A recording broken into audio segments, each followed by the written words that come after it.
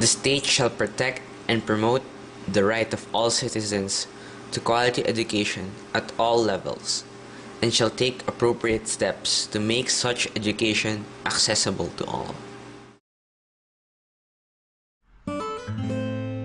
The law becomes questionable as the poorest of the poor, especially in rural communities, only realize education as a part of lost opportunities. Having other priorities such as food and livelihood, rural poor families only set aside little money for education. As law declares that the state shall protect and promote rights of all citizens to good education, the reality is that, like the rural poor, they prioritize other concerns more than education. The government budget for education is lower than international standards. Over the years, education budget has been decreasing relative to other expenditures, as the government focuses on strengthening the military and paying national debt. Though there is promise that in 2009, education will be prioritized by the government, poor Filipinos are not yet assured whether such promises of government shall be felt. The Project Development Institute, or PDI, has long wished to address the rural poor's need to quality education and established its education programs. These education programs are established not to supplant government's neglected obligation to provide education, but to complement the larger education system and directly support their other sustainable development programs.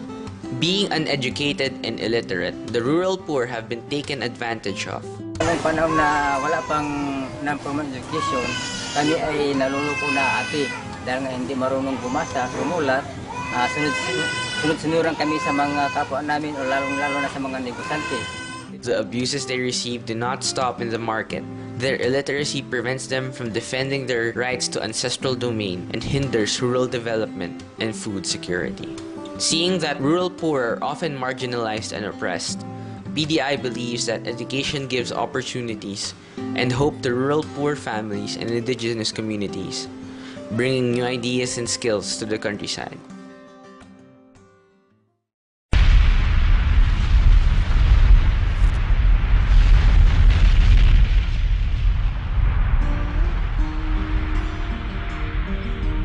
Elderly indigenous peoples have come to realize that education is vital for their survival in the modern world.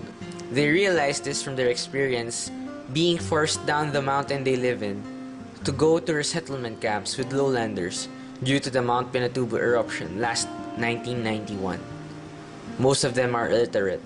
They encourage the rural youth to get as much education as possible.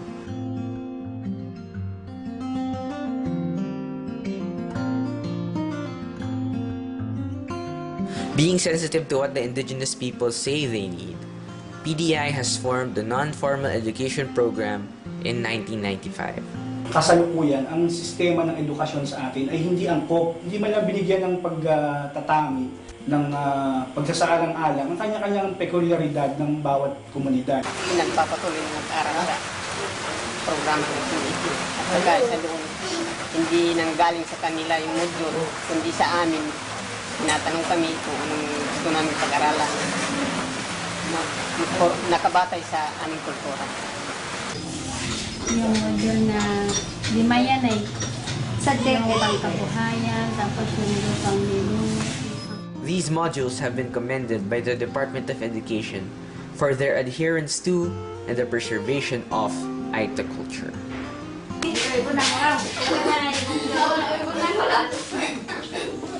A, E, I, O, O.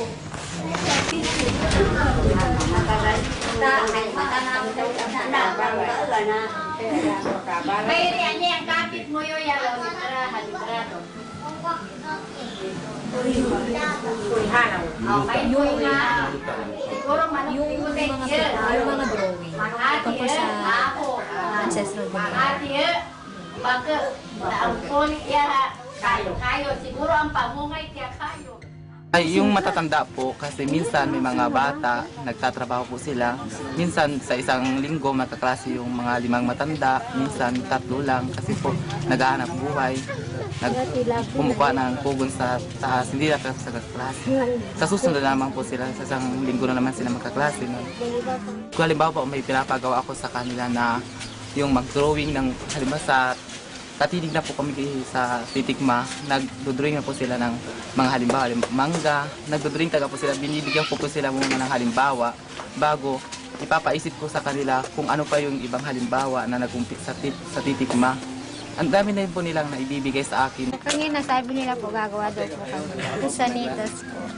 Pero ito. Dati kung sa araw ng butuhan, dati kasi hindi sila marunong bumasa at sumulat. Kailangan pa nilang tumawag ng ibang tao para isulat yung taong gusto nilang iboto. Pero nung dumaan sila sa NHA, sila na mismo yung sumusulat kung ano yung boto nila na kandidato. At isa pang obserbasyon ko, naging marunong na silang makihalubilo sa ibang tao. Hindi na sila nahihiyang pumunta kay Mayor, hindi na nahihiyang lumapit na magpasis ng tulong kaysa...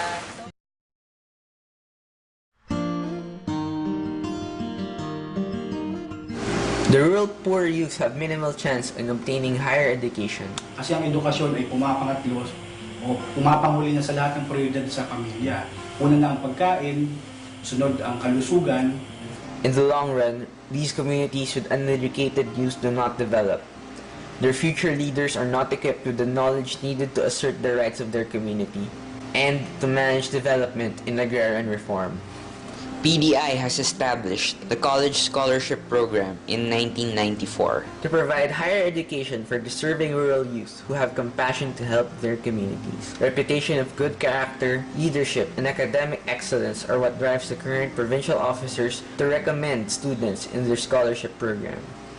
Therefore, pagkatapos mapili, ma-screen, ay magkaroon ng orientation, then ma-signing, tapos tuloy-tuloy pa rin yung monitoring dun sa hari ng may staff.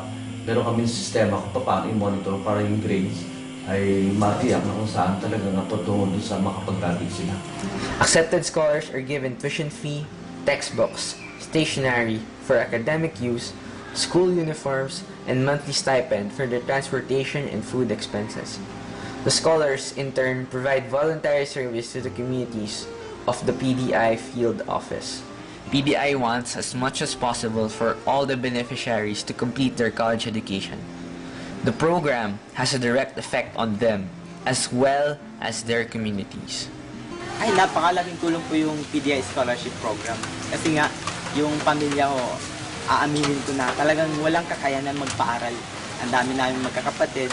Pero dahil nga dumating at pinanganak yung scholarship program ng PDI, nagkaroon po ng liwanag na yun na sa wakas matutupad po yung mga pangarap namin, pangarap ng aking pamilya. Kaya napakahalaga po ng PDI Scholarship Program na ito sa amin.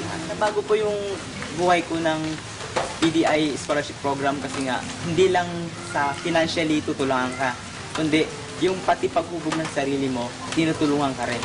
May regular meetings, yung mga scholars, tsaka meron din mga trainings na binibigay para sa pagpapaunlad ng sarili. Because of the college scholarship program, the scholars serve as symbols of opportunity, hope, and inspiration for the younger members of their families and communities. The scholars take pride in their accomplishments, especially the Ayatas of Zambales and the Tagbanuas of Palawan. The interaction of mutual respect between community and the scholar makes the scholar a good candidate to become a future leader of their community.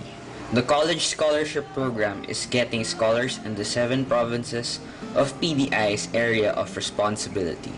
With the financial support given by Jerry Angping and the Angping Development Foundation for Education, more and more scholars graduate every year.